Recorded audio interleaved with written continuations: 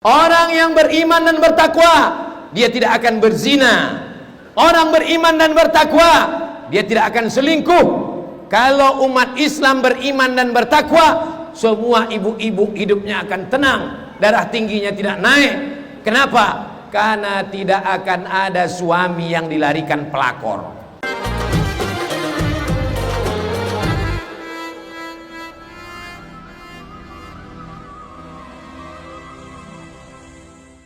Assalamualaikum warahmatullahi wabarakatuh.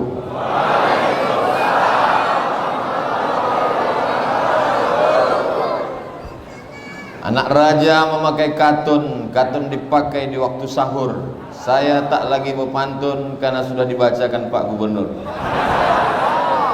Itu sekedar menjawab pantun saja. Apa kabar semua jamaah? Sehat? Alhamdulillahi Rabbil Alamin. Wassalatu wassalamu ala ashrafil anbiya wal mursalin Sayyidina wa maulana Muhammadin wa ala alihi wa sahbihi wa man tabi'ahu ila yaumiddin. Al-habaib al-afadil al-ulama al-ajilla matta'ana Allah bituli umurihim wa bihusni adabihim wa lutfihim. Tadi Bapak Gubernur Kalimantan Utara menyebut nama Ustadz Abdul Somad. Ada satu kalimat yang saya pegang, saya ingat. Beliau mengatakan ini Ustadz luar biasa. Tapi kalau boleh saya koreksi Pak Gubernur, yang betul itu adalah ini Ustadz biasa di luar. Tapi akhir-akhir ini memang sulit untuk ngurus izin tabligh akbar di luar. Jadi di dalam masjid dibuat. Tapi Masya Allah di luar ada layar. Zainal itu artinya perhiasan. Arifin artinya wali-wali Allah. Zainal Arifin artinya perhiasan wali-wali Allah. Sebelum itu Habib kita mengatakan bahwa negeri ini negeri wali-wali. Ada ziarah wali-wali. Dan kalau kita lihat ada satu logo yayasan, Yayasan Aulia. Kalau satu wali, kalau banyak aulia. Kalau satu nabi, kalau banyak ambia. Begitu bahasa Arab. Kalau satu kitab, kalau banyak kutub. Kalau satu rasul, kalau banyak rusul. Kalau bahasa Indonesia cukup diulang. Kalau satu nabi, kalau banyak nabi-nabi. Mudah-mudahan beliau menjadi perhiasannya wali-wali. Karena nama adalah doa. Ada orang mengatakan, what is in a name? Apalah arti sebuah nama? Itu ungkapan dari Shakespeare dari Inggris. Bagi dia nama itu tidak penting. Sekarang banyak orang ngasih nama anak main ilmu namanya cocokologi. Apa yang sesuai, itu dia kasih nama. Lagi tren sekarang menggabungkan antara nama bapak, nama ibu, nama suami, nama istri. Nama suami Sulaiman, nama istri Toyibah, lahir anak Letoy. Mohon maaf ya. Mohon maaf Pak Sulaiman sama ibu Toyibah. Cobalah kasih nama yang baik-baik. Barokah doa. Akhirnya beliau diangkat Allah menjadi perhiasannya wali-wali yang ada di Kalimantan Utara. Allahu Akbar. Saya sebelum kemari tadi dibawa mampir singgah ke rumah Bapak Bupati Kabupaten Bulungan. Saya sudah banyak mampir ke rumah wali kota, ke rumah gubernur, ke rumah menteri, ke rumah bupati. Biasanya mereka mengidangkan makanan. Paling banyak ikan itu 1-2 ekor. Tapi di Bulungan luar biasa 1000 ekor.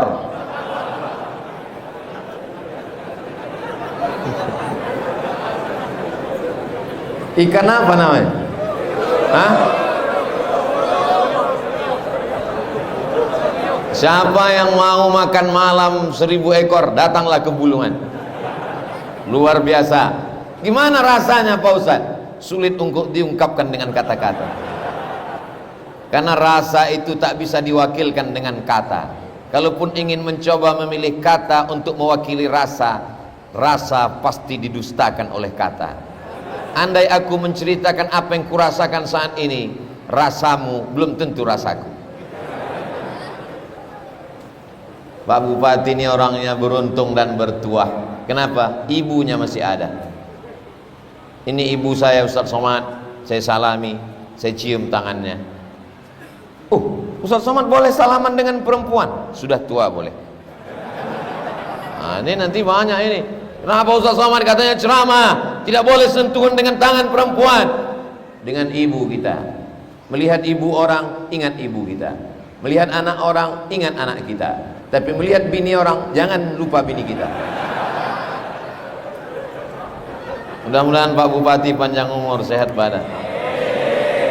Di samping beliau ada anak muda yang luar biasa, menjadi Dewan Perwakilan Daerah. Nama beliau adalah Bapak Hasan Basri. Hasan artinya baik, Basri artinya orang Basrah, Irak. Jadi beliau ini aslinya dari Irak. Seorang ulama besar bernama Imam Hasan Basri meninggal pada tahun 110 Hijrah. Dia berguru kepada sahabat Nabi namanya Abdullah bin Mas'ud yang dikirim Nabi ke Irak. Lalu kemudian setelah itu datanglah orang-orang Irak yang belajar, maka mereka mewarisi ilmu para nabi, para sahabat.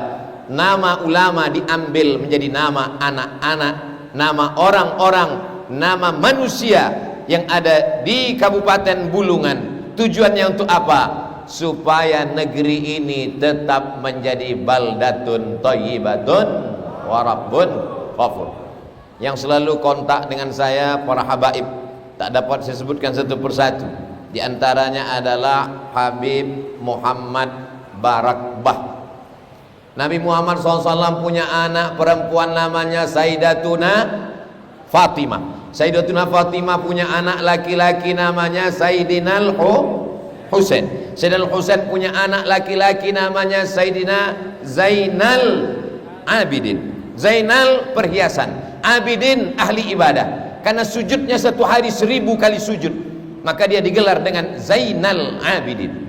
Sayyidina Zainal Abidin punya anak laki-laki namanya Muhammad Al-Baqir.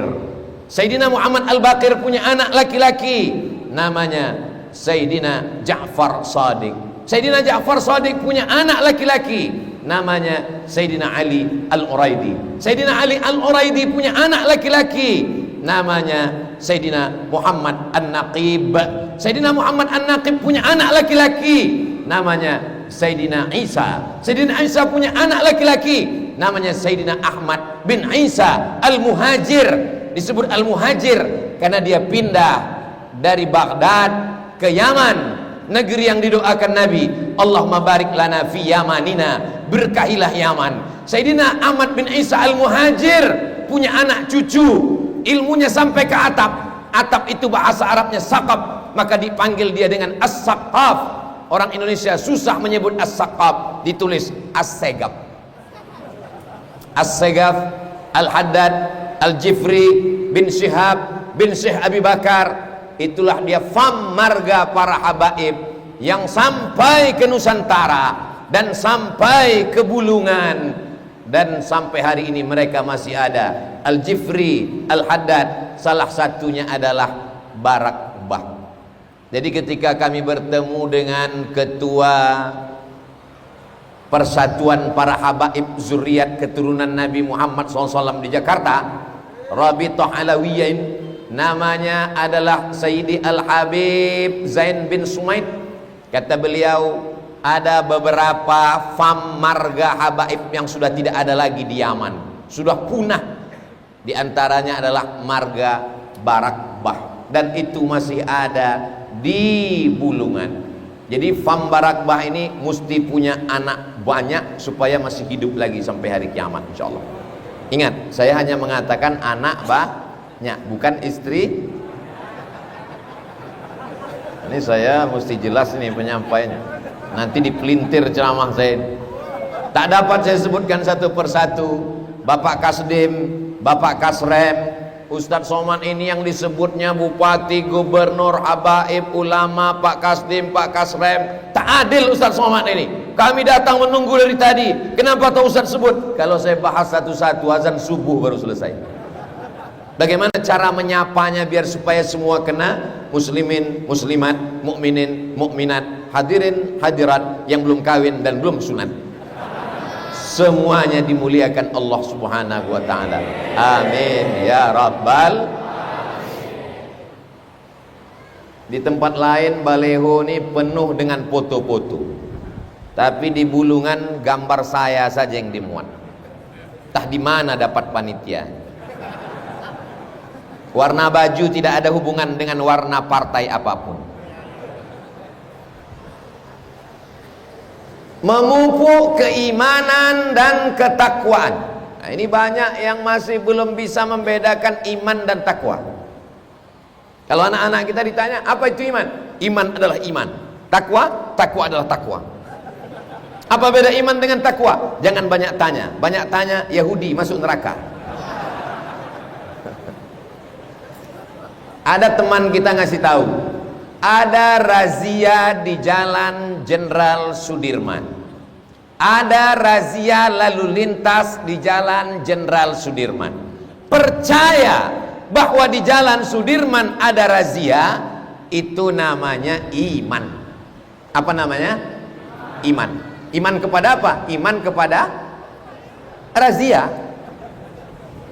Karena percaya bahwa ada razia, lalu sebelum berangkat cek helm, bunyi klik atau tidak, buka kantong, lihat STNK BPKB, bayar pajak atau tidak, sampai pas mau berangkat tutup pentil ban pun dilihat.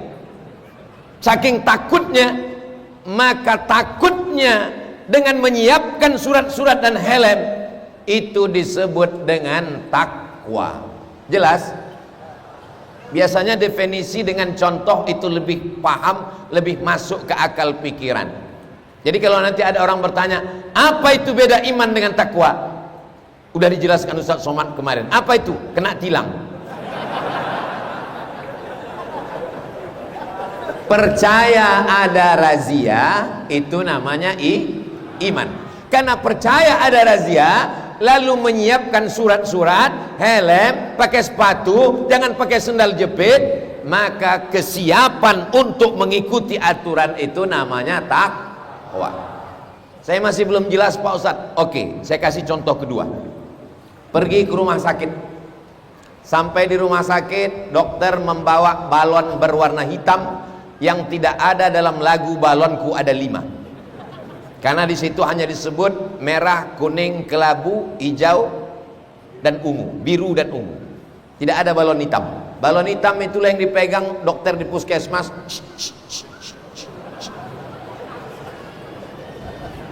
Diikatnya lengan kita, dipencet-pencetnya balon hitam, lalu setelah itu dia katakan, Bapak kena penyakit darah tinggi, darahnya 150/180. Percaya kepada ucapan dokter itu namanya iman. Beriman kepada apa? Beriman kepada dokter. Lalu karena kita kena penyakit tekanan darah tinggi, lalu apa kata dokter? Jangan banyak makan minyak, jangan makan kepiting, jangan makan telur, jangan telur puyuh, jangan minum susu, banyak makan buah, rajin olahraga, jangan mikir macam-macam. Ikut kata, nasihat, saran dari dokter, itu disebut dengan takwa. Jelas? Biasanya di beberapa tempat 2 kali contoh jelas. Apalagi di Bulungan, karena di Bulungan ini orangnya cerdas-cerdas. Dari mana Ustaz tahu? Makanannya bergizi dan berkualitas. Karena kabarnya ikan di sini matinya cuma sekali. Di tempat lain ikan itu mati sampai 5 kali. Dari laut, sungai naik ke sampan sekali. Dari sampan masuk ke kulkas sekali. Dari kulkas masuk ke kuali 3 kali. Dipanaskan 3 hari berturut-turut 5 kali.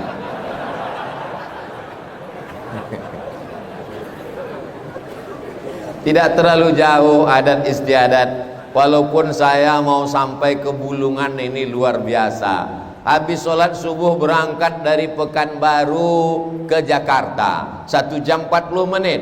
Dari Jakarta terbang sampai ke Balikpapan. Tak tahu tak berapa menit. Pokoknya tertidur, saya buka kaca masih di awan juga.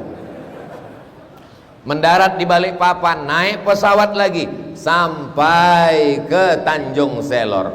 Sampai di Tanjung Selor, datang ke Masjid Al Istiqomah. Begitu ngobrol dengan orang di sebelah, orang Riau juga. Rupanya Pak Gubernur dulu lama tugas di Riau. Saya ini dari Riau, Ustadz Somad. Dalam hati saya, jauh-jauh terbang, orang kampung juga jumpa. Beliau tugas di Polda Riau, Polda Airut, kantornya nama kotanya Perawang. Nanti Bapak Ibu kalau pergi ke Riau ada kota namanya Perawang. Perawang itu asal kotanya Perawan.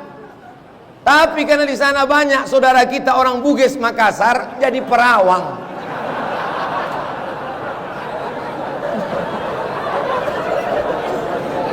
Itu yang ngomong begitu itu Ketua Persatuan Keluarga Bugis Makassar Riau, namanya Pak Daeng Yusuf.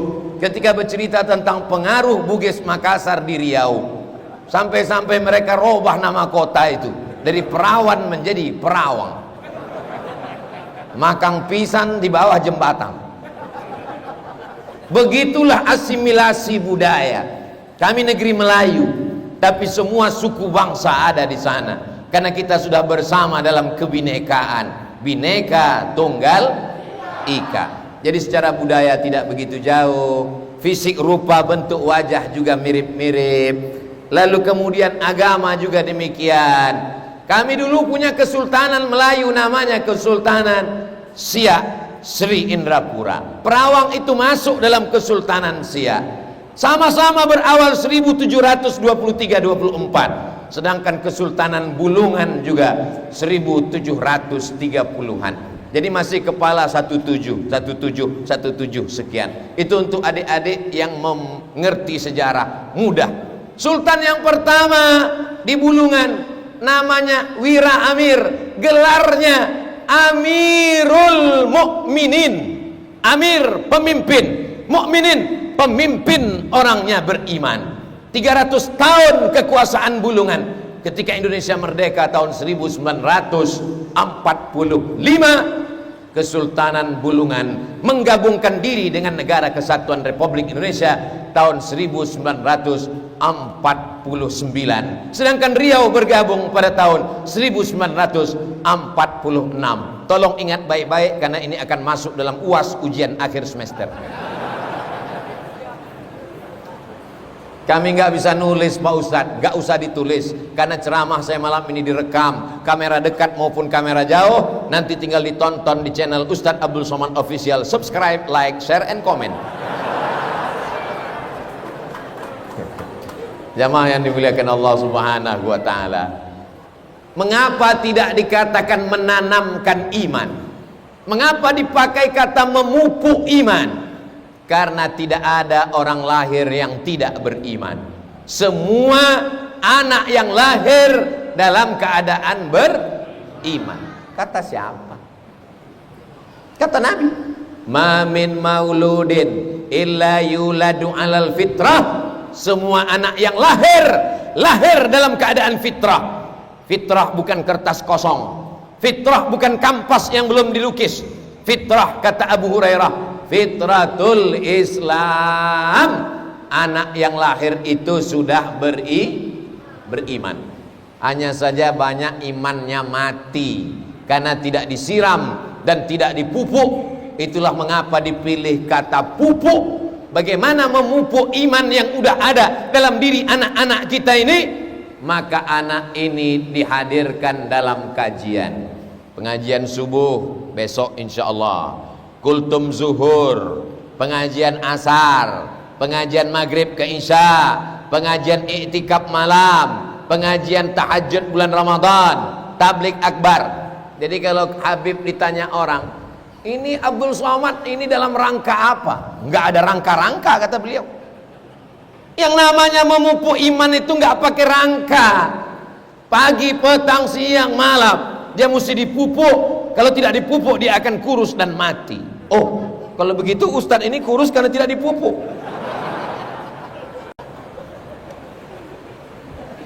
Iman tak dapat diwarisi dari seorang ayah yang beriman. Saya kena dalam masjid tidak lanjutkan lagu ini. Andai di luar masjid 3 album kita mainkan. Iman tidak bisa diwarisi walaupun dari seorang ayah yang beriman. Siapa contohnya? Nabi Nuh alaihissalam. Nuh itu bahasa Arab. Nuh, orang barat menyebutnya Noah. Anaknya namanya Kan'an. Hujan 40 hari 40 malam, mau tenggelam, dia panggil anaknya, ya bunayya. Kalau bahasa kampung kami, oh my son, irkam ma'ana, follow me. Naik ke perahu ayah. Apa kata anaknya? Sa'awi ila jabalin ya'simuni minal ma'. Aku tidak perlu naik ke sampan ayah, aku bisa naik ke atas bukit. Ternyata hujan 40 hari 40 malam, tenggelam seluruh dunia.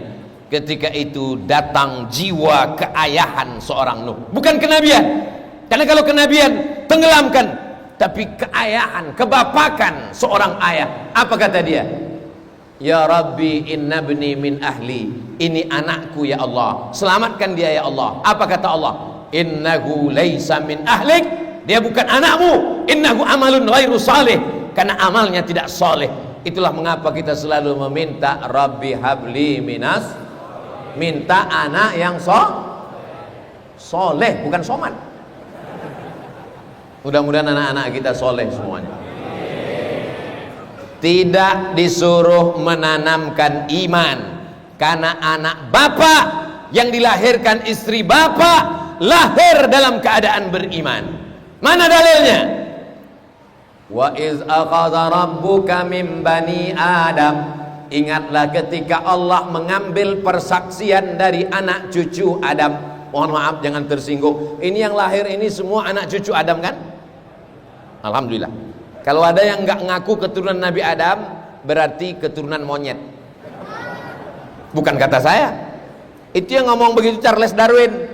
Kata Charles Darwin, agama itu bohong, dongeng. Nabi Adam tuh nggak ada, kata dia. Manusia ini tidak ada diciptakan Tuhan. Manusia ini ada dengan sendirinya. Tiba-tiba matahari menyinari bumi, lalu air laut itu surut. Makhluk yang ada di laut naik ke darat, berbulu karena sinar matahari, memanjat naik ke atas pohon. Lalu kemudian ekornya memendek, jadilah manusia, berevolusi. Kata Charles Darwin, kita semua adalah keturunan Nabi Adam, dan Adam dari tanah. Kullukum min Adam, semua kamu dari Adam. Wa Adam min turab, dan Adam dari tanah. Jadi kita ini semua dari tanah, Pak Ustaz. Ya, kalau dari tanah berarti sifatnya sama, Pak Ustaz. Sama. Tapi kenapa teman saya itu sombong, songong, angkuh? Dia dari tanah juga, cuman tanah sengketa.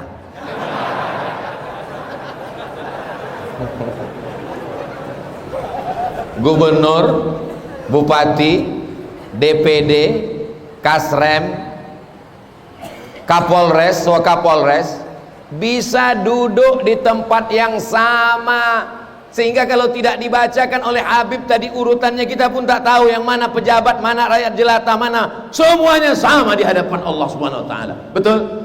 Bedanya paling beda-beda tipis, ada yang dapat kue kotak, ada yang tidak. Itu saja. Tapi di hadapan Allah Subhanahu wa taala semuanya sama.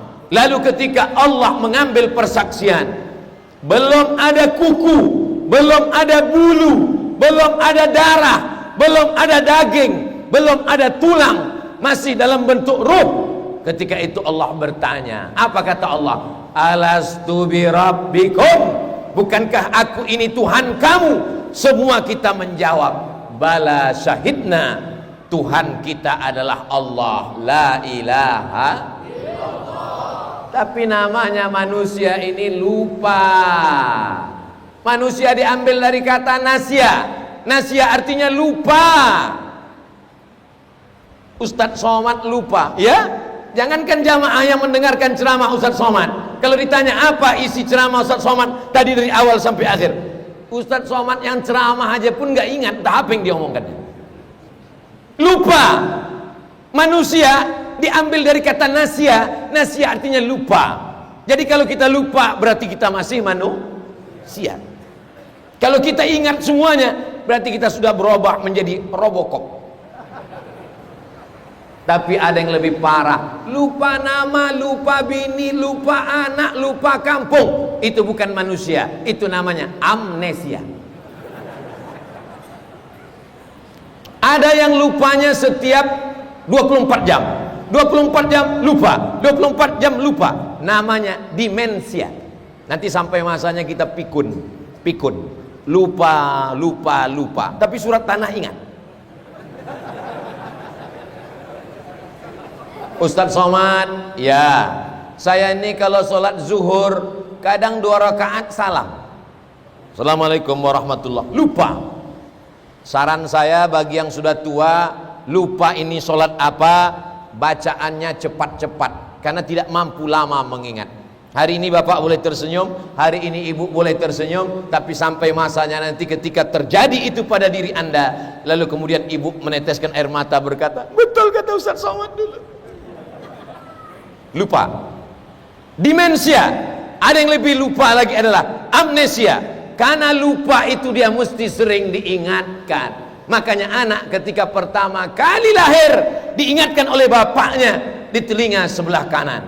Ketika anak saya lahir, saya pun pakai baju kemeja, tidak pakai peci, masuk ke rumah sakit, menemui bidan perawat yang piket jaga bayi-bayi.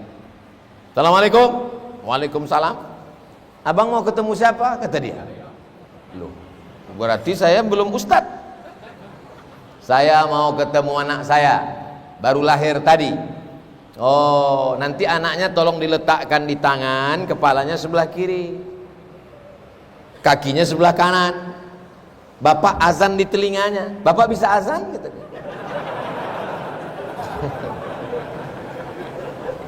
Dulu waktu anak pertama belum viral, saya azankan telinganya sebelah kanan. Allahu Akbar, Allahu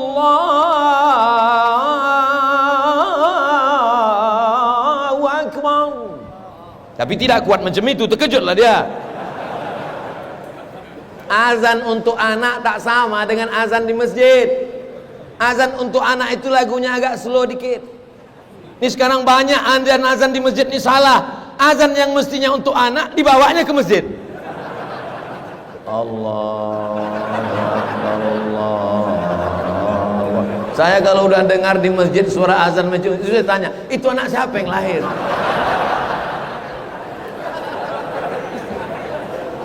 Azan untuk anak itu slow guys. Allahu Akbar, Allahu Akbar. Orang yang tidak mengerti ajaran Islam, apa ini ajaran Islam ini? Anak baru lahir, gak bisa ngomong, gak bisa bahasa Arab, kenapa diazankan? Kenapa diazankan? Mengingatkan dia tentang syahadat dia di alam roh. Sekarang dia sudah sampai ke alam dunia. Walaupun bapak ibu orang kaya, tidak akan mungkin bapak azankan ke telinga dia, nanti kau kukirim S3 ke Amerika.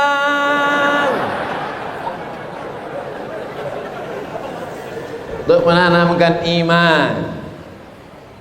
Bapak-bapak yang dulu waktu anaknya lahir belum mengazankan anaknya, jangan setelah pulang ini diazankan.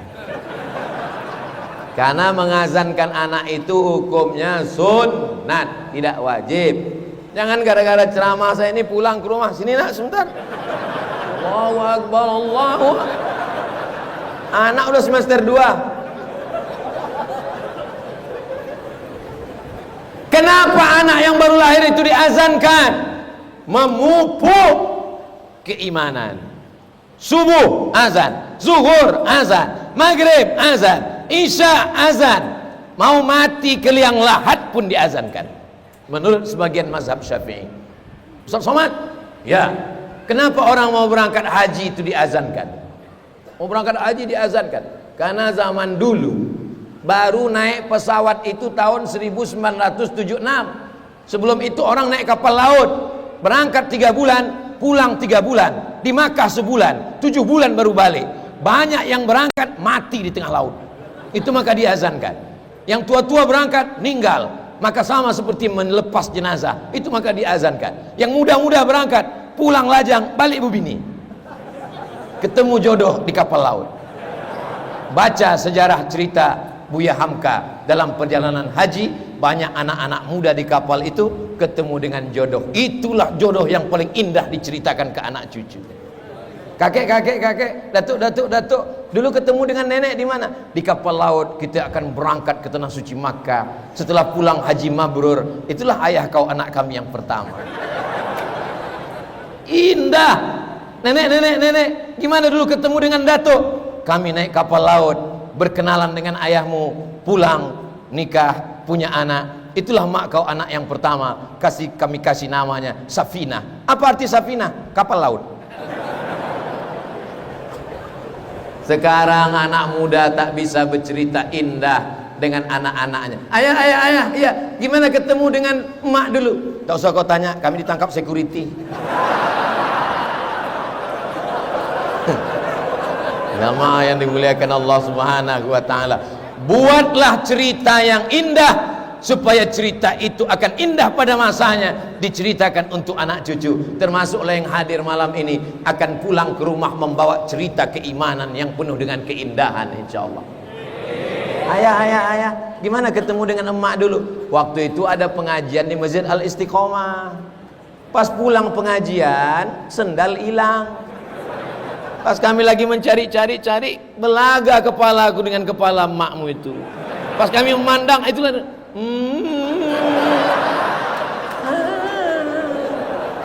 so sweet, indah, masya Allah. Waktu itu siapa yang ceramah ya? Yang ceramah waktu itu namanya Ustaz Abdul Somad. Di mana dia sekarang? Udah meninggal.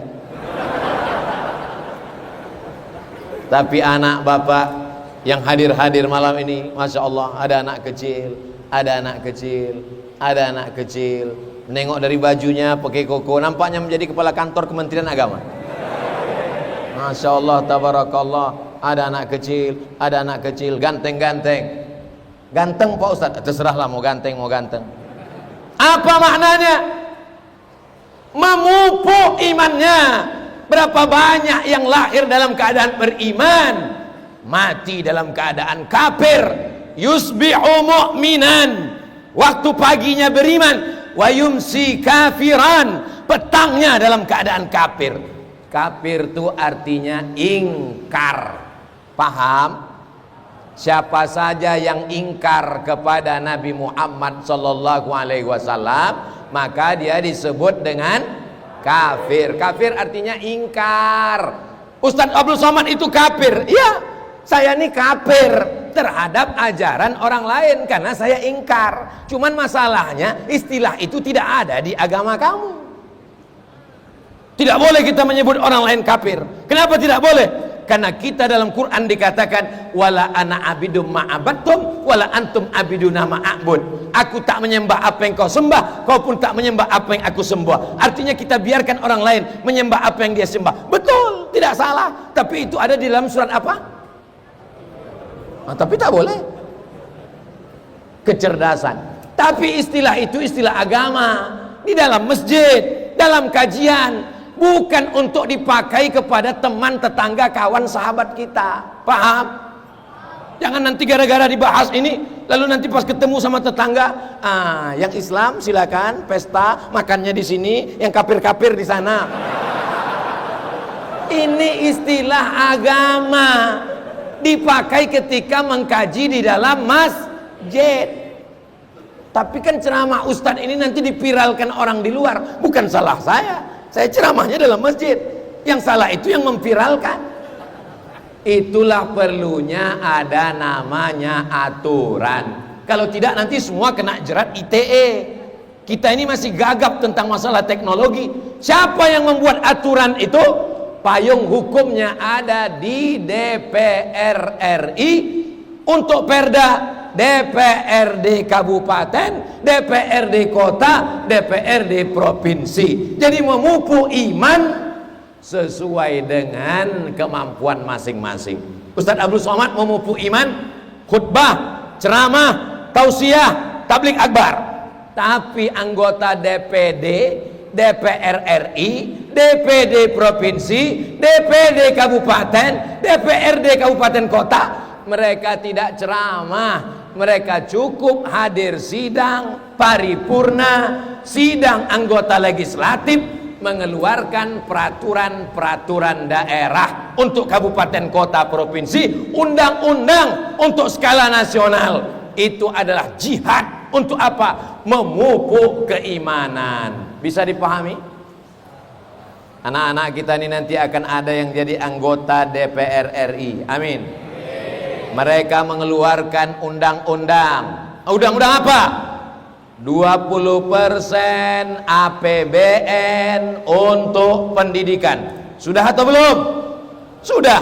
Tapi alokasi untuk pondok pesantren, untuk tahfiz Quran, untuk pembangunan masjid, bupati, gubernur tidak berani berbuat apa-apa menolong agama. Karena kalau sampai APBD, APBN mereka pakai, masjid tumbuh, pesantren besar, tapi dia tak sampai 2 periode. Kenapa? Ditangkap KPK. Apa mau pejabat kita ditangkap KPK? Tidak.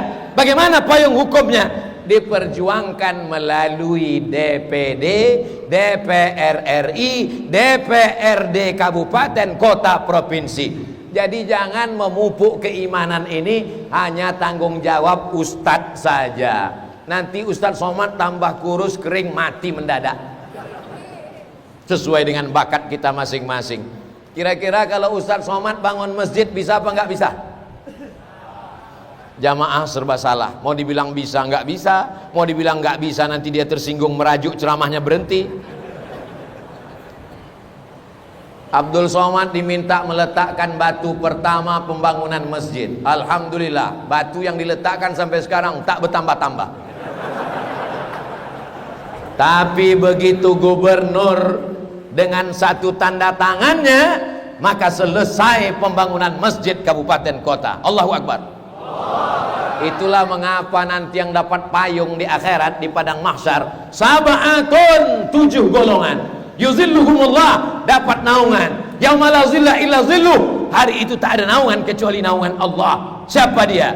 Imamun adilun, pemimpin yang adil. Kita doakan Pak Gubernur, Pak Bupati menjadi pemimpin yang adil. Tolong agama dengan kekuasaan yang ada di ujung jari. Tolong agama dengan kekuasaan yang dititipkan Allah di pundak. Allahu Akbar.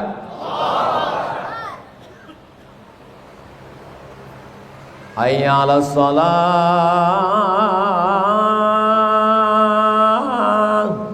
Yang datang satu orang. Dia imam, dia makmum, dia iqamat, dia azan, dia membersihkan WC, dia menyapu masjid. Pemain inti, pemain cadangan terbang, pemain naturalisasi hilang. Tapi satu hari terdengar azan yang agak aneh, tak pernah didengar sebelumnya. Allahu Akbar, Allahu Akbar. Heran semua orang datang ke masjid, bukan mau sholat, mau nengok siapa yang azan. Begitu mereka tengok, rupanya Pak Kasrem dengan seragamnya. Karena waktu kecil dulu pernah dibawa orang tuanya ke masjid, dia tahu menolong agama Allah dengan kekuasaan. Malam ini bangga apa tidak kita melihat orang-orang berseragam masuk ke masjid? Ibu-ibu di belakang menasehati anaknya. Lihat itu, gubernur ke masjid, bupati ke masjid, DPD ke masjid, Kasrem ke masjid, Wakapolres ke masjid. Ayah kau baru jadi satpam, udah tak ke masjid. Mohon maaf Pak Satpam yang di sini. Saya takut juga ceramah ini sekarang mesti hati-hati.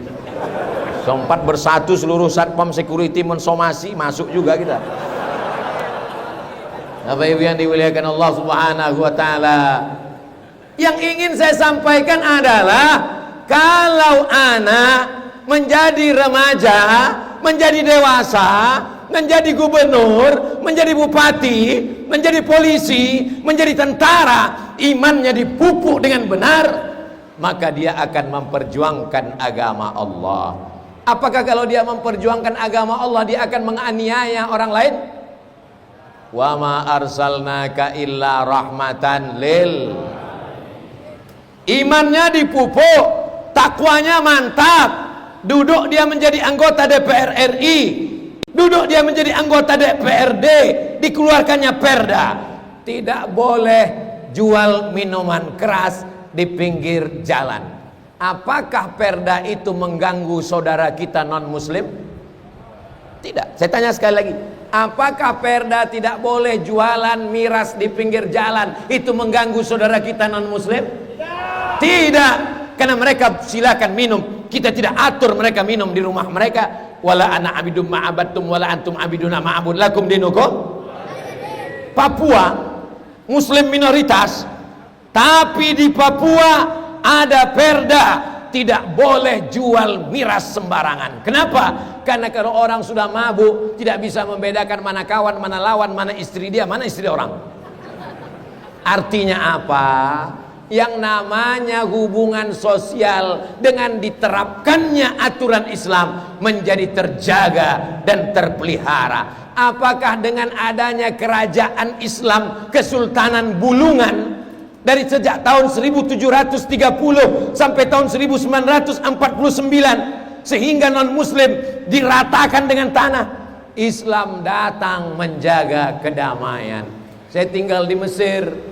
Mesir itu Islam mayoritas, tapi kemudian ketika Islam berkuasa di Mesir sampai hari ini Kristen, Ortodok, Koptik masih hidup. Saya nyewa rumah, yang punya rumah namanya Baba Yosef.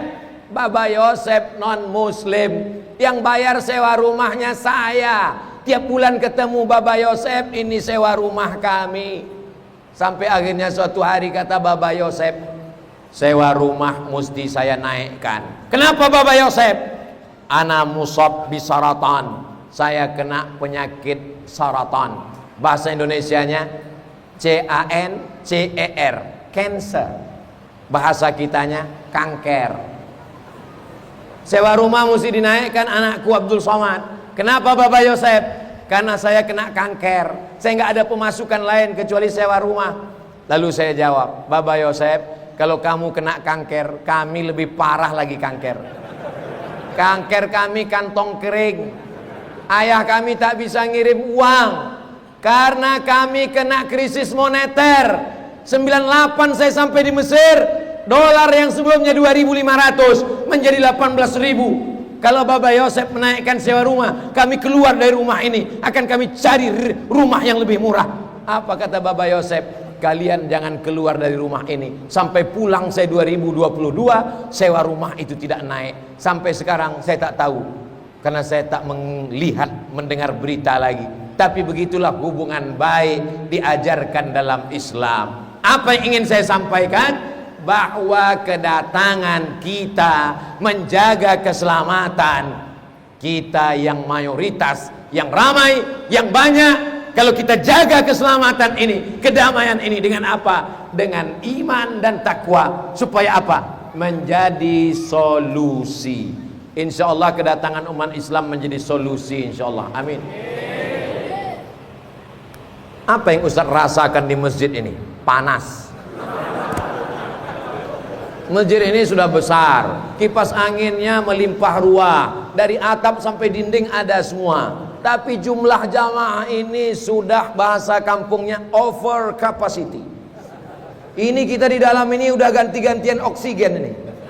Dari mulut bapak ke mulut saya, habis itu saya oper ke sana. Masya Allah, tabarakallah. Saudaraku yang ada di luar sana, memang kalian jauh dari Ustadz. Kelihatannya kalian tidak punya derajat sama sekali. Tapi yakinlah, kalianlah yang paling nyaman karena enak bernapas di sana.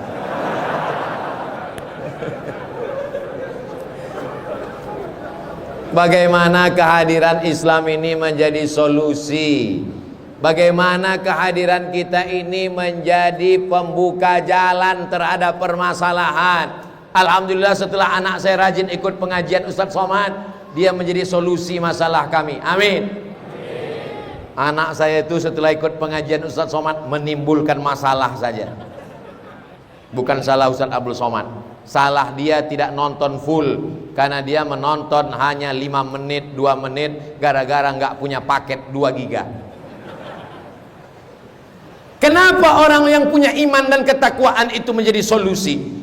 Karena dia tidak akan minum khamar. Ada orang Islam minum khamar? Ada. Orang Islam yang tidak beriman dan tidak bertakwa dia minum khamar. Orang yang beriman dan bertakwa dia tidak akan berzina. Orang beriman dan bertakwa dia tidak akan selingkuh. Kalau umat Islam beriman dan bertakwa, semua ibu-ibu hidupnya akan tenang, darah tingginya tidak naik. Kenapa? Karena tidak akan ada suami yang dilarikan pelakor. Betul? Iman dan takwa. Jadi kalaulah beriman dan bertakwa, apa yang akan terjadi? Bapak kepolisian bisa istirahat, penjara kosong, KPK mungkin dibubarkan karena iman dan ketakwaan. Ketika kita sedang berada di dalam tempat tidak ada CCTV-nya, kita sedang melaksanakan puasa, kita ambil air 1 teguk untuk kumur-kumur, airnya 1 teguk meludahnya sampai 10 kali. Bapak ibu yang melaksanakan puasa dia rasakan itu. Masih ingat? Betul? Masuk sekali. Padahal kalau dia kunci pintu, dia tutup, dia masukkan kepalanya ke bak, dia minum, tidak ada satupun orang yang tahu. Dia keluar, dia keringkan bibirnya, habis itu pura-pura miringkan kepala, gaya macam mau mati. Tak ada orang tahu. Tapi saat itu dia sadar bahwa dia sedang iman dan takwa. Yang mengawasi dia siapa? Bukan CCTV. Kalau takut buat salah karena diawasi Pak Gubernur akan keluar kota. Kalau takut karena diawasi oleh Pak Bupati akan keluar kantor. Kalau takut karena diawasi oleh Inspektorat Jenderal, akan ada masanya mereka lelah, letih, lesu. Tapi kita diawasi oleh dia. Siapa dia? La ta'khudhuhu sinatun wala naum. Allahu Akbar. Kita diajarkan sholat mata menengok tempat sujud. Kenapa mata melihat tempat sujud? Karena kalau mata melihat ke atas, oh ada cicak kawin. Apalagi sholatnya di Masjid Istiqomah Tanjung Selor. Begitu dia sholat, melihat ke depan, siapa lah yang memahat kaligrafi ini, cantik kali. Bagus sekali kaligrafinya. Apalagi kalau dia sholat letaknya di sini pula. Dia tengok, cantiknya apalah bunyi ayat ini. Qad aflahal mu'minun alladzina hum fi salatihim khashi'un walladzina hum 'anil laghwi mu'ridun walladzina hum lizzakati fa'ilun walladzina hum li furujihim hafizun. Beruntunglah orang yang beriman, salatnya khusyuk, dia jauh dari yang melalaikan, dia bayar zakat, dia menjaga kemaluannya. Oh, itu ayatnya Pak Ustaz. Iya. Saya sudah 10 tahun sholat di sini nggak tahu itu ayatnya.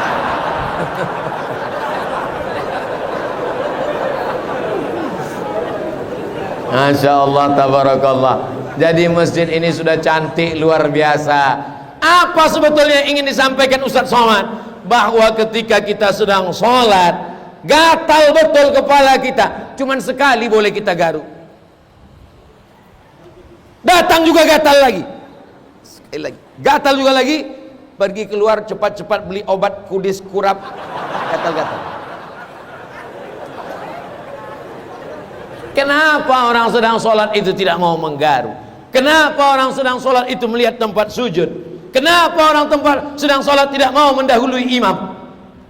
Imam baru kita boleh bergerak.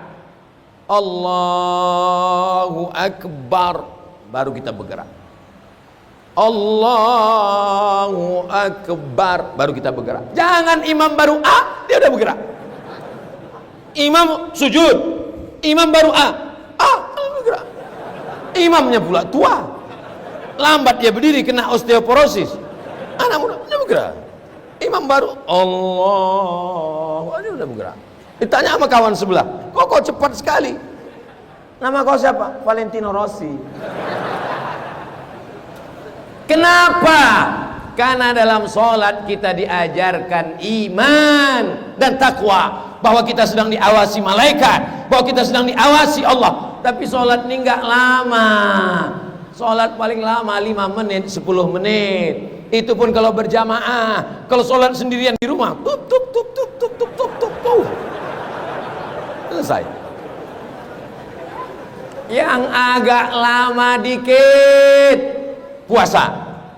Nawaitu soma ghadin an ada'i fardhi syahri ramadhana hadhihi sanati lillahi ta'ala. Maka sejak dari mulai niat puasa sampai azan maghrib, dia tidak berani matanya jelalatan menunduk ke bawah. Dia tak berani telinganya mendengar.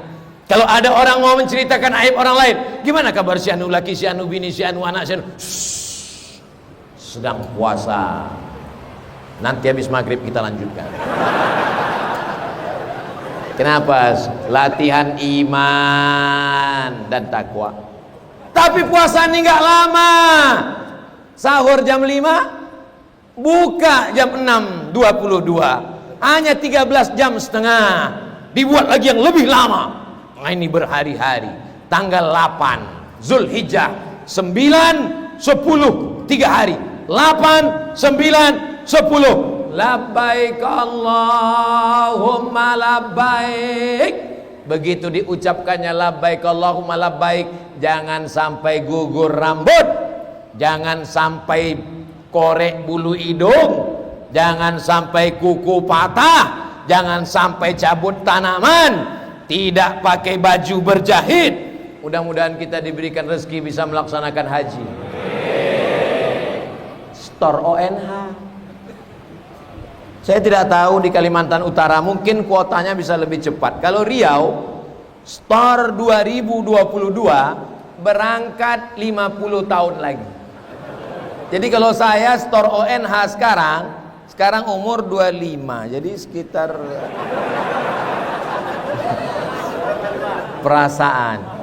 Lahir 1977, sekarang 2022, umur 45. Walaupun banyak nggak yakin, saya tetap meyakinkan kalian semua. Saya ini udah 45. Store ONH 2022 berarti berangkat umur 95. Begitu orang nerima SMS, orang pun ragu, ini berangkat haji apa meninggal itu. Tapi tidak ada yang sulit kalau Allah mau memberikan kemudahan. Innama amruhu iza arada syai'an ayyakula lahu kun.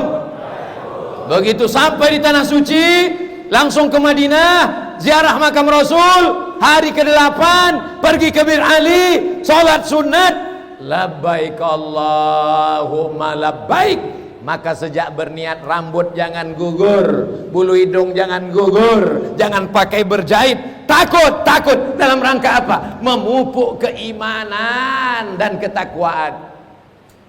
Kalau saya yang bimbing haji di dalam bis itu, tiba-tiba yang pembimbing yang dari Makkah itu, saudara-saudara kita dari Jawa Barat, dari Jawa Tengah, ini lembut-lembut semua. Labbaik Allahumma labbaik, labbaik la syarika laka labbaik, innal hamda wan ni'mata lak wal mulka la syarika lak. Mobilnya dingin kencang, langsung saya maju, saya ambil mikrofon sini, labbaik Allahumma labbaik, labbaik Allahumma labbaik, labbaik la syarika laka labbaik, innal hamda wan ni'mata laka wal mulk la syarika lak. Selama di jalan itu ada yang ngajak-ngajak cerita. Si anu tuh pergi belanja, pulang belanja, saya tengok ceret kuningnya 3, beli tempat celak, beli belanja. Ini kan mau haji. Kenapa?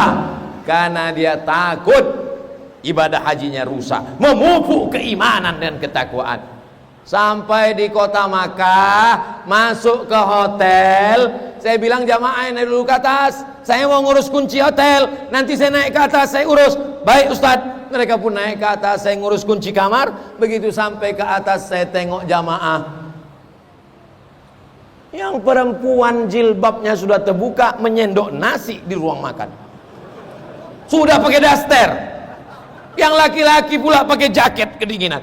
Saya bilang kalian melanggar larangan ihram. Jadi hukumannya gimana Pak Ustadz? Kalian bersedekah fakir miskin 90 rial. Yang mampu seekor kambing 600 rial. Yang tak mampu Pak Ustadz, fakir miskin 90 rial. Yang tak mampu lagi Pak Ustadz, kalian berdosa. Kami milih yang dosa aja lah Pak Ustadz. Ilaha illallah. True story, kisah nyata berhadapan dengan jamaah. Kenapa kamu pakai jaket? Kedinginan Pak Ustadz. Kan sudah dikasih tahu di mana sih? Ini larangan-larangan ihram. Tidak boleh cabut. Nampak burung merpati banyak. Oh, di kampungnya suka memanah merpati. Ditangkapnya pula. Ini larangan-larangan ihram semua. Orang yang tidak memahami ibadah ini seperti main-main saja. Tujuannya apa? Menjaga keimanan dan ketakwaan. Salat, puasa, haji, zakat. Zakat menjaga keimanan. Ada di antara bapak ibu ini yang duitnya di bank tabungan 100 juta. Amin. Dari bunyi amin macam-macam gak yakin. 100 juta di bank, zakatnya 2,5%. Kalau uang Anda 100 juta disimpan selama setahun, lewat 1 kali haul, 1 putaran setahun, zakatnya 2,5%. Jika uangnya 1 juta, berapakah yang mesti dikeluarkan setiap tahun? Memang kalau udah cerita zakat ini banyak pura-pura pikun. 2,5 juta beb. 2,5 juta, bayarkan ke Basnas Kabupaten Bulungan, bayarkan ke Basnas Provinsi Kalimantan Utara. Untuk apa Ustadz suruh kami bayar zakat? Saya ini duta Basnas, sampai sekarang belum diturunkan. Bayar 2,5%, 2,5 juta. Saya tidak tahu siapa yang udah bayar zakat, siapa yang belum bayar zakat. Tapi keimanan dan ketakwaan berkata dalam lubuk hati paling dalam, aku belum pernah bayar uang zakat. Orang yang tidak pernah berzakat, ini true story, kisah nyata. Datanglah petugas ambil zakat ke tempat rumah orang kaya. Rumahnya 5 miliar, mobilnya 2 miliar. Kata kawan saya, Bapak, kelihatannya Bapak orangnya mampu, rumah Bapak 5 miliar, mobil Bapak 2 miliar, silakan bayar zakat ke Basnas. Apa kata dia? Mohon maaf dek, ini utang semua. Kita nggak bisa paksa dia. Kita pun pulang ke kantor Basnas. Hari berganti musim berubah, hari jadi pekan-pekan jadi bulan, bulan jadi tahun. Apa yang terjadi setelah itu? Ternyata tak lama dia datang ke kantor Basnas. Semuanya tersenyum, alhamdulillah dia sudah dapat hidayah. Assalamualaikum. Waalaikumsalam. Silakan masuk. Begitu sampai di dalam, apa kata dia? Saya mau nanya dek, ada nggak zakat untuk saya? Tu'izzu man tasha. Allah maha mudah untuk menaikkan orang. Wa tudzillu man tasha. Allah mudah juga untuk menjatuhkan orang. La ilaha illallah wahdahu la syarikalah, lahul mulku wa lahul hamdu yuhyi wa yumit wa huwa ala kulli syai'in qadir. Zakat menjadi solusi terhadap fakir miskin. Tapi zakat ini tak bisa lewat ceramah. Naik saya ke atas mimbar, bayarlah zakat, bayarlah zakat, bayarlah zakat. Ustadznya berapi-api di atas, jamaahnya berair-air di bawah. Tapi ada gubernur yang nggak pernah ceramah, ada bupati yang tidak pernah ceramah, dan dia tidak pernah nyuruh orang bayar zakat, cukup dengan tanda tangannya. Wajib PNS zakat potong atas, yang nggak bayar non job. selesai masalah. Zakat dengan kekuasaan, betul?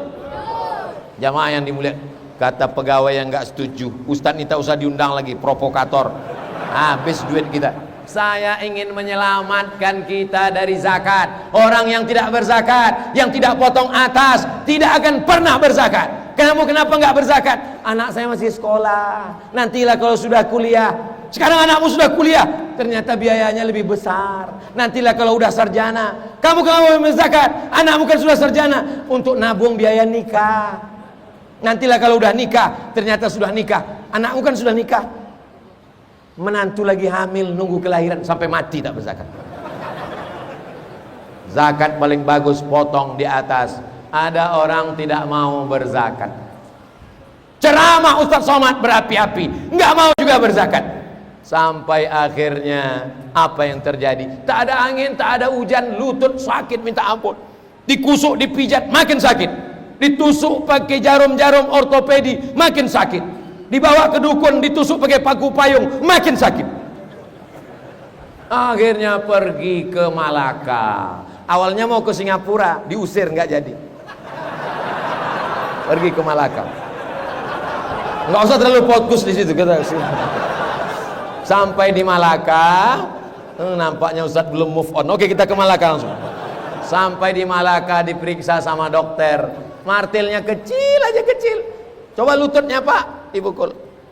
Aduh, lututnya sudah keropos Pak. Jadi gimana? Ini mesti diganti dengan lutut besi. Berapa harganya? Sebelah kanan 40, sebelah kiri 40, ongkos pasang 20. Pas 100. Itulah namanya duit hantu dimakan setan. Saya bukan ketua Basnas, saya tak punya kekuasaan memaksa Bapak Ibu. Yang mau bayar zakat silakan, yang tak mau bayar zakat 2-3 hari ini tengok aja lah lutut itu gimana rasanya.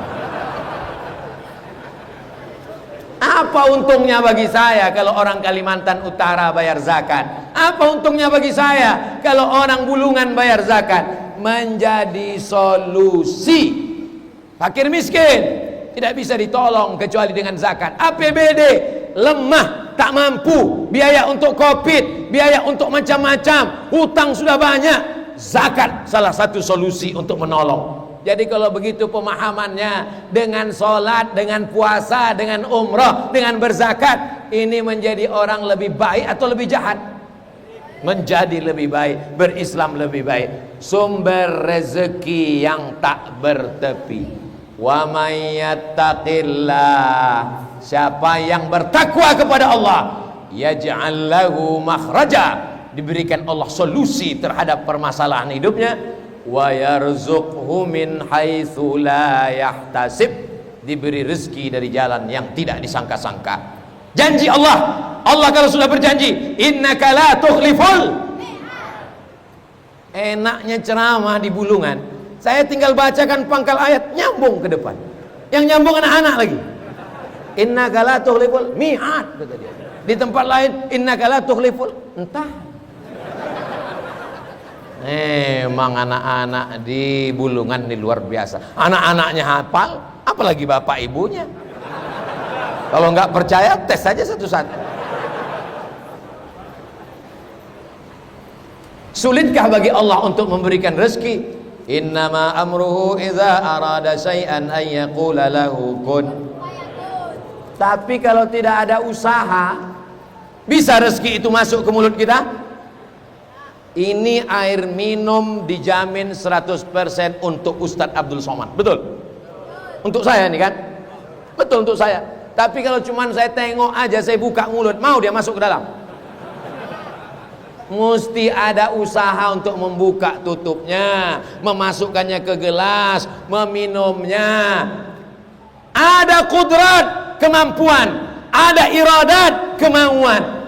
Jangan gara-gara ceramah malam ini, kalau beriman, bertakwa, rezeki tak bertepi. Besok bapak-bapak bangun jam 8, jam 9, tak ada yang masuk kantor. Marah Pak Bupati. Habib, jangan undang lagi Ustaz Somad, merusak etos kerja di Bulungan. Kalau ditanya sama Pak Bupati, kenapa kalian tak masuk kantor? Cukup dengan iman dan takwa, rezeki tak bertepi. Yang salah itu bukan Islamnya, yang salah itu bukan ustadznya, yang error itu orangnya. Ahlu sunnah wal jamaah mesti ada usaha.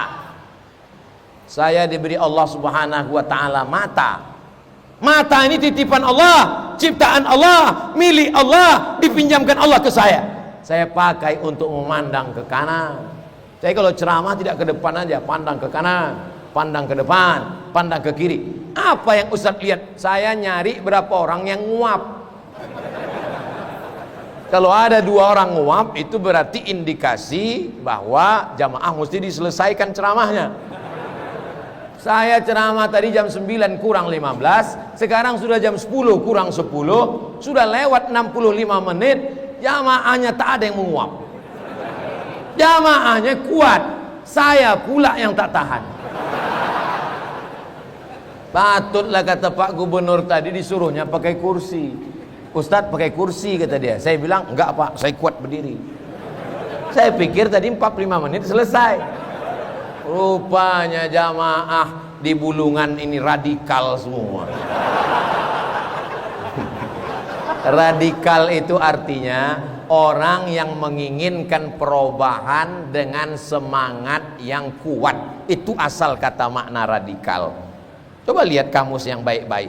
Tapi ada juga mengatakan radikal itu Pak Ustadz orang yang suka minum kopi radik kata dia. Bapak Ibu yang dimuliakan Allah Subhanahu wa taala. Adapun dengan menggunakan kekuasaan, kekerasan, memancung kepala orang, maka dalam Islam diajarkan la ikraha fiddin. Tidak boleh ada pemaksaan dalam beragama. Kita diajarkan salat maghrib ayatnya qul ya ayyuhal kafirun la a'budu ma ta'budun wala antum abiduna ma a'bud wala ana abidum ma abadtum wala antum abiduna ma a'bud wala ana abidum ma abadtum. Saking groginya lupa lakum dinukum waliyadin. Lakum dinukum. Inilah Islam. Wa ma arsalnaka illa rahmatan, bukan lil muslimin, bukan lil mu'minin, bukan lil nas, lil alamin. Mana buktinya Islam rahmat bagi semesta alam? Kemarin motong kambing, tidak boleh motong kambing dengan pisau tumpul. Saya alhamdulillah di rumah ada 5 golok tajam. Yang ngasih siapa? Juleha. Juleha itu siapa Pak Ustadz? Juru sembelih halal. Kasihnya saya golok. Saya kira hadiah sembarang hadiah, rupanya disuruhnya saya motong. Saya ini ceramah berkuah, bersuara menggelegar, tapi hati saya lembut beb. Saya nggak sampai hati motong itu. Sampai sekarang belum pernah saya motong ayam. Tiba-tiba disuruh motong sapi, mau tak mau saya tunjukkan. Mana saya bilang, potong. Untuk konten aja. Setelah diupload selesai, setelah itu tahun ini tak ada saya motong satu pun, tak ada. Tapi kalau sudah dimasak disediakan, tak pula sampai hati saya untuk tidak menyelesaikannya. Ini makanya dalam Islam diajarkan idza dzabhtum fa ahsinuz dzabha. Kalau kamu menyembelih, sembelihlah dengan baik. Bagaimana menyembelih dengan baik? Falyuhidda safratahu, tajamkan pisaunya. Tak boleh menyembelih dengan kuku panjang ditusuk ke leher ayam. Kaulah ayam yang jahat, setiap aku pergi kau masuk ke rumah. Tak boleh. Tak boleh disetrum, diambil listrik disetrum ke sapi. Tak boleh. Tak boleh pakai air. Kawan saya dari Majelis Ulama Indonesia meriksa ke rumah potong, dimasukkan mereka selang ke dalam mulut sapi sampai akhirnya tersedak mati. Rupanya tujuannya supaya dagingnya berat karena bercampur antara darah dengan daging. Itu virus penyakit luar biasa. Mohon bapak-bapak dari kepolisian memeriksa rumah-rumah potong supaya disesuaikan dengan ajaran Islam. Ada penyakit namanya medco, med gila, ko sapi, medco sapi gila. Kenapa? Darahnya tidak keluar, dagingnya tidak dimasak, tidak dicuci menurut ajaran Islam. Sapinya disetrum, tumbang, dipotong, tidak dicuci, langsung aja dikasih kecap, tidak dimasak 100%, di atas api bolak-balik dimakan, barbecue, yummy. Habis itu berputar-putar kepala, Medco, sapi gila. Dalam ajaran Islam, di dalam darah itu ada bakteri, virus, kuman, penyakit. Sembelih, habis darahnya semua bersih, dagingnya masih ada darah-darah, cuci, siram pakai limau, jeruk nipis. Setelah itu, mak saya dulu menasehati saya tak ada keluarga perempuan, anak pertama, adik laki-laki. Kau nanti pergi merantau jauh, kau sekolah, adik kau tak ada perempuan, aku sudah tua, kau nanti masak sendiri. Kalau kau mencuci ayam, cuci 2 kali. Kenapa 2 kali, mak? Karena kakinya 2. Nanti kalau kambing kau cuci 4 kali. Kenapa 4, mak? Karena kakinya 4. Kita tak paham. Sekarang baru paham. Rupanya kambing, sapi, kerbau darahnya merah. Dicuci sekali masih kotor, 2 kali masih kotor, 3 kali masih butek abu-abu, 4 kali baru bersih suci sampai tak ada najis. Dimasak dengan bismillah, dengan salawat. Salatullah, salamullah. Setelah itu dibaca dengan bismillah, Allahumma barik lana fima razaqtana wa qina azabannar. Sehat wal afiat. Syariat Islam menyelamatkan dari najis, kotoran, bakteri, kuman, penyakit. Falyuhidda syafratahu, tajamkan pisaunya, wal yurih zabihatahu, dan buat binatang itu tenang. Maka tidak boleh menyiksa binatang. Dulu Majelis Ulama Indonesia mempermasalahkan tulisannya stunning, bacaannya stunning. Pistol, pelurunya tidak keluar, hanya ditembakkan ke kening sapi, tapi tidak sampai mati. Kalau skalanya 7, sapinya hanya bodoh saja, otak kecilnya rusak. Tapi kalau sampai skala 8, mati dia. Kalau sampai mati, haram dimakan. Tapi kalau hanya sekedar bodoh aja, nggak apa-apa. Tembak lalu dia bodoh, nggak ngelawan, sembelih. Ini bisa juga ibu pakai kalau lakinya melawan. Jangan dipakai. Tembak otak kecilnya skala 7, setelah itu dia tak melawan, dijatuhkan ke lantai, disembelih potong, 4 mesti putus. Urat napas, urat makan, wajdain. Setelah 4-nya bersih, barulah kemudian orang itu boleh. Kalau tidak tahan darah jangan dicoba. Ini orangnya mabuk darah, begitu dipotong sapinya tak mati, dia masuk ambulan. Jemaah yang dimuliakan Allah Subhanahu wa taala, Islam ini kalau kita amalkan, dia menjadi solusi terhadap permasalahan umat dan sumber rezeki yang tak bertepi. Saya tutup dengan ayat, walau anna ahlal qura amanu, kalau penduduk Kalimantan Utara beriman, kalau penduduk Bulungan beriman, bertakwa, la fatahna alaihim barakatin, kami bukakan barokah minas sama, dari langit, wal ard, dari bumi. Walakin kadzabu, tapi kalau mereka mendustakan ayat kami cabut nikmat-nikmat ini semua. Mudah-mudahan Allah tetap menjadikan Bulungan Kalimantan Utara baldatun thayyibatun wa rabbun ghafur. Lebih kurang 1 jam 15 menit, 75 menit kita bersama memupuk keimanan kita, berbuah dengan amal soleh. Kita jaga dari wereng yang merusaknya hasad, dengki, busuk hati, menjadi keluarga-keluarga sakinah, mawaddah, warahmah. Lahir anak-anak yang soleh dan solihah, pemimpinnya amanah. Ala hazihin niyah, al-fatihah.